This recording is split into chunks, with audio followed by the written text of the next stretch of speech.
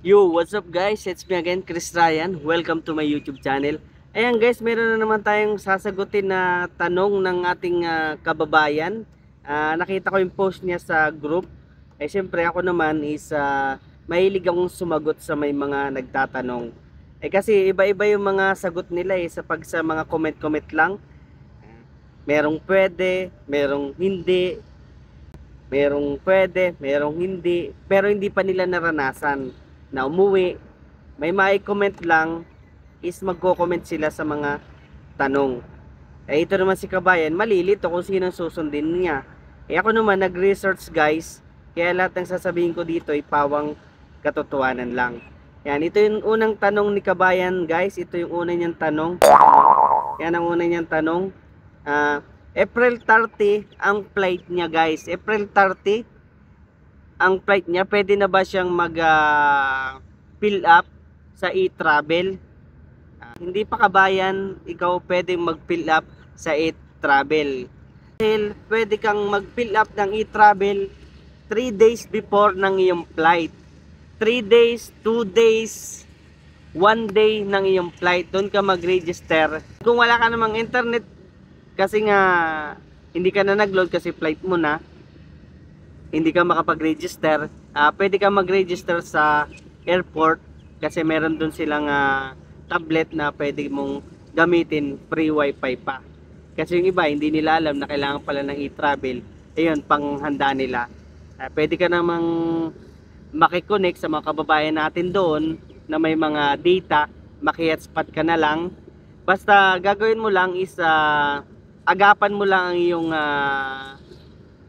punta sa airport. Kung ang flight mo alas 6 ng gabi, mga alas 2 ng hapon, pumunta ka na. Alas 2, alauna, kasi hindi mo alam kung may mga aberya sa daan, di ba? Kaya mas maaga, mas maagap.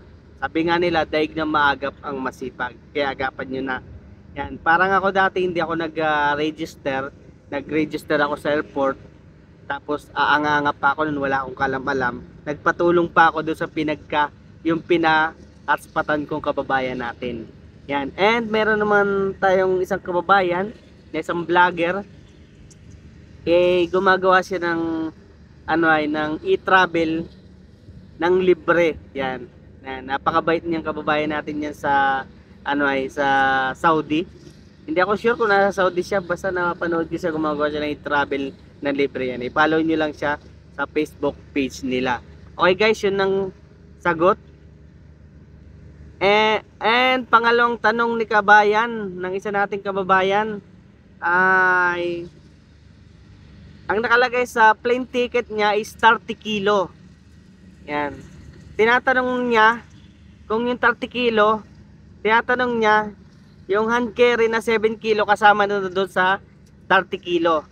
Ang sagot kabayan ay hindi. Yan. 30 kilo, yun yung luggage mo. At yung hand carry guys ay 7 kilo lang ang kailangan. Huwag nyo susubrahan. Kahit yung luggage nyo guys, pag 30 kilo nakalagay doon sa ticket nyo, sa airlines nyo, kung 30 kilo, 30 kilo lang ang ilalagay nyo. Kung 25, 25 lang.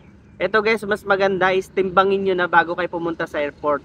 Kasi kami, nung umuwi kami, tinitimbang na namin. Para pagdating doon,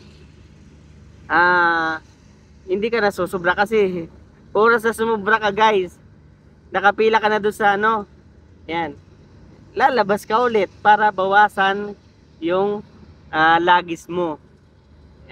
Pag sumubra ka, nabawasan, buti ako nung mayroon ako nung bagpack, yan, buti rin akong bagpack, ang bagpack allow din, doon ko nilagay yung sobra, kesa iiwan mo sa airport.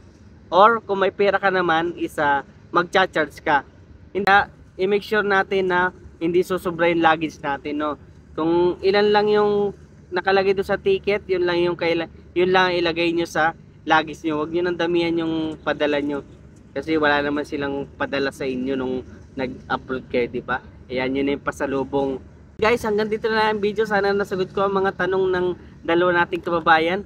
At yung may mga tanong pa dyan, i-comment nyo lang dito sa video na ito at sasagutin natin yan sa susunod nating video. Okay guys, hanggang dito na lang aking video. Bye bye. See you next video. Bye bye. God bless.